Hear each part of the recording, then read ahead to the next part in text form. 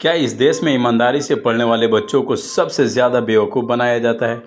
अभी 3 मई की रात को करीब 24 लाख बच्चों ने महीनों बाद पहली बार सुकून की सांस ली थी। किसी ने माँ से कहा कि मम्मी पेपर अच्छा हो गया। किसी ने पापा से कहा कि शायद सरकारी नौकरी मिल जाएगी, मेडिकल कॉलेज मिल जाएगा। उन लाखों बच्चों को लग रहा था कि उनकी ज़िंदगी जो है वो बदलने वाली है। लेकिन आज ये खबर आती है जिसने उनकी दुनिया को हिला कर रख दिया।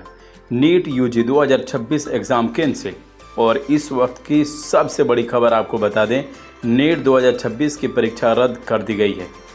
यूजी 2026 एग्ज़ाम इस कंसर्न नीट परीक्षा रद्द कर दी गई। नीट परीक्षा 2026 रद्द कर दी गई है। नीट यूजी की परीक्षा को रद्द कर दिया गया है। और यहीं से मेरे मन में सवाल आया है कि आखिर कब तक इस देश में लाखों बच्चों से कहा जाएगा कि बच्चे तुम न फिर से तैयारी कर लो, एग्ज़ाम जो है वो कैंसिल हो गया। आखिर कब तक इस देश में बच्चे पेपर लीक, करप्शन और सिस्टम की नाकामियों का बोझ उठाते रहेंगे?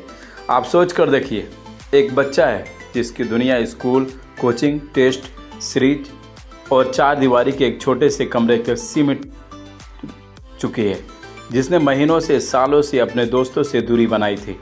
वो त्यौहार पर अपने घर नहीं गया, उसने मोबाइल फ़ोन छोड़ दिया, उसने क्रिकेट खेलना छोड़ दिया, आईपीएल देखना छोड़ दिया, दोस्तों के साथ मौज मस्ती, बाहर घूमना फिरना छोड़ दिया, क्योंकि उसे ये बताया गया था कि उसके टीचर्स, उसके पेरेंट्स के थ्रू कि बच्चे मेहनत कर लो, ज़िंदगी बदल जाएगी।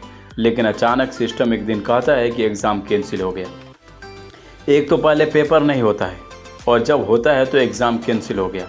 और उसी पल उन लाखों बच्चों को ऐसा लगता है जैसे उनकी मेहनत नहीं, उनके भरोसे को ख़त्म कर दिया गया हो, उनकी ज़िंदगी, उनके करियर से खिलवाड़ कर दिया गया हो। जानते हैं सबसे ख़तरनाक बात क्या है?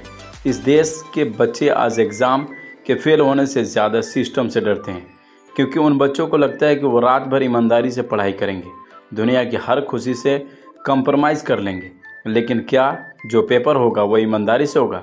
कहीं ऐसा तो नहीं होगा कि उन्होंने तैयारी की लेकिन कोई और इंसान जिसके बापू के पास पैसे थे, नकल माफिया से कनेक्शन था, उसने एग्ज़ाम के पहले वो पेपर खरीद लिया। बच्चा महीनों तक प्रेशर से लड़ता है, जबकि कोई पेपर से पहले पेपर पा जाता है। और पेपर लीक या एग्ज़ाम कैंसिल होने की खबर जब आती है तो सरकार को ये समझना चाहिए, सिर्फ एक परीक्षा नहीं टूटती, लाखों बच्चों का सिस्टम से भरोसा टूट जाता है। आप खुद सोच कर देखिए, 3 तारीख को जब पेपर ख़त्म हुआ होगा तो कितने बच्चों ने माँ बाप से कहा होगा कि मम्मी इस बार सब हो जाएगा, पापा हो गया। इस बार कितनों के घर की कहानियाँ बदलने वाली होंगी, सारे सपने। लेकिन फिर वही डर, फिर वही घिसा पीटी, फिर वही प्रेशर, जैसे मानो बच्चों का समय, उनके मेंटल हेल्थ और उनकी मेहनत सिस्टम के लिए सिर्फ एक नंबर है। चंद लोगों की लापरवाही, चंद लोगों का करप्शन और 24 लाख बच्चों की ज़िंदगी जो है उसे मजाक बना कर रख दिया गया है।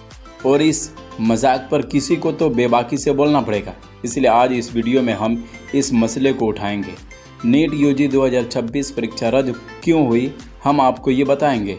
हालांकि ये आप जानते होंगे, लेकिन इसके साथ हम आपको ये भी बताएंगे कि एनटीए का इतिहास जो है वो कैसे विवादों से भरा है, कैसे सालों दर साल बच्चों की किस्मत से क्रूर मजाक होता रहा है, खिलवाड़ होता रहा है, पेपर लीक क्यों होता है, यह भी हम आपको समझाएंगे।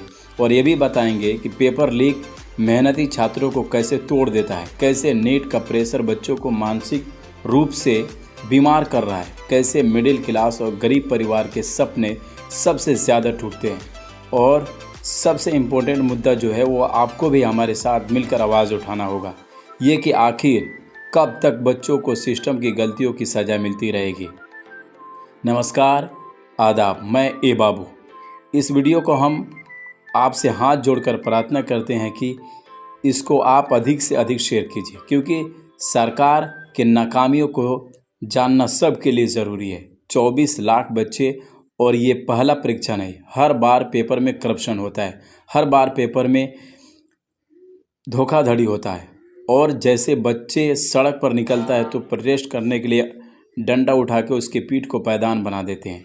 बिहार से लेकर दिल्ली तक छात्रों को मारा जाता है, टीचरों को मारा जाता है, और ये पेपर लीक करवाते हैं, उनका कुछ नहीं हो पाता। हर बार बच्चे फिर से पढ़ाई कर लो। आधी उम्र तो इस बात में निकल गई कि एग्ज़ाम कब होगा। उसके बाद आधी उम्र इस बात में निकल जाती है कि भैया एग्ज़ाम तो हो गया, अब नतीजा कब आएगा। और जो नतीजा आएगा क्या वो ईमानदारी से आएगा या बेईमानी से आएगा। और यही इस बार भी हुआ है। और इस बार की कहानी हम शुरू करें इससे पहले हम चाहते हैं कि इस वीडियो को आप शेयर कीजिए ताकि लोगों के कानों तक ये घुसे और सिस्टम से सवाल करें।